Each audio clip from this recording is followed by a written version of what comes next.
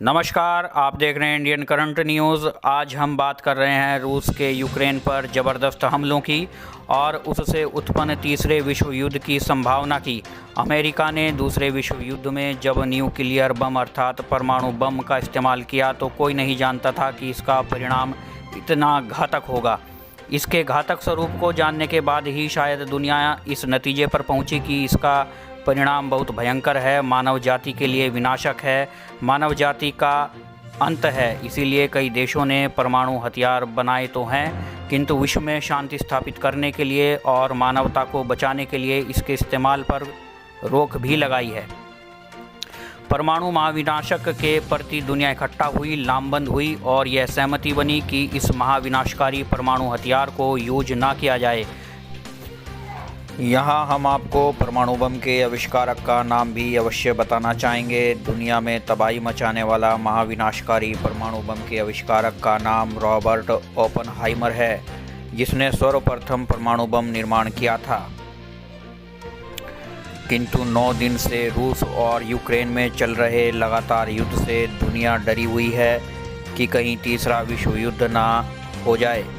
आइए जानते हैं किस हद तक विनाशकारी है परमाणु बम का हमला। परमाणु बम का हमला बहुत ही ज़बरदस्त होता है, मानव जाति व सभी चीज़ों पर कहर बरपाता है। अमेरिका ने फैटमैन नामी एटम बम हिरोशिमा में गिराया था और लिटिल बॉय नामी परमाणु बम नागासाकी पर गिराया था।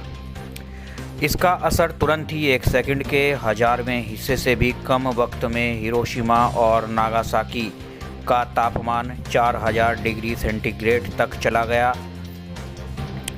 यूं तो यह तापमान कुछ लम्हों के लिए था, लेकिन पूरे हिरोशिमा और नागासाकी शहर व उसके आसपास के इलाकों की तमाम जानदार चीज़ें जलकर खाक हो गई, नष्ट हो गई।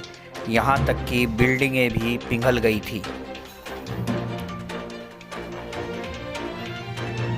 इतना भयावह और ख़तरनाक यह हमला था। न्यूक्लियर बम फटने के 1 सेकंड के अंदर अंदर तकरीबन 1 लाख इंसान भाप और धुआं बनकर हवा में उड़ गए। कितनी भी कोई जानदार चीज़ थी, वस्तु थी, जिंदा नहीं बची। हिरोशिमा में बसने वाले इंसान एक तरह से धरती से साफ हो गए, उनकी हस्ती तक नहीं बची और जो दूर दराज के इलाकों में बच गए थे वे मरने की ख्वाहिश करने लगे। आप समझ सकते हैं वह मंजर कैसा होगा। लोग अपनों से बिछड़ गए, बच्चे बिलख रहे थे, दुनिया रो रही थी, हर तरफ पीड़ा, दुख, विलाप, रोदन का मंजर था। देखने वाला तो दूर, सुनने वाला भी स्तब्ध था। आज रूस और यूक्रेन की लड़ाई को देखकर लगता है कैसा मंजर होता है वह। रूह कांप जाती है, रोम रोम सिहर उठता है और गला भर आता है, स्वर भी नहीं निकलता है।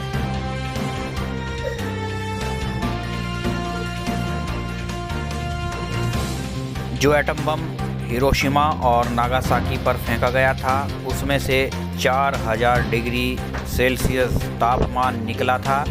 ध्यान देने वाली बात यह है कि उस वक्त 4000 डिग्री सेल्सियस तापमान निकला था, तो इस वक्त न्यूक्लियर वाले देशों में जो एटम बम मौजूद हैं वह 25,000 से 40,000 डिग्री सेल्सियस की गर्मी निकालने की पावर रखते हैं।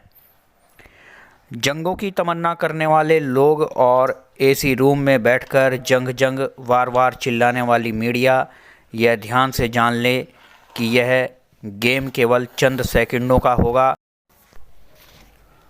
और ज़मीन पर, मैदानों में, पहाड़ों में और समुद्रों में कोई ज़िंदा नहीं बचेगा, ना कहने वाला ना कोई सुनने वाला।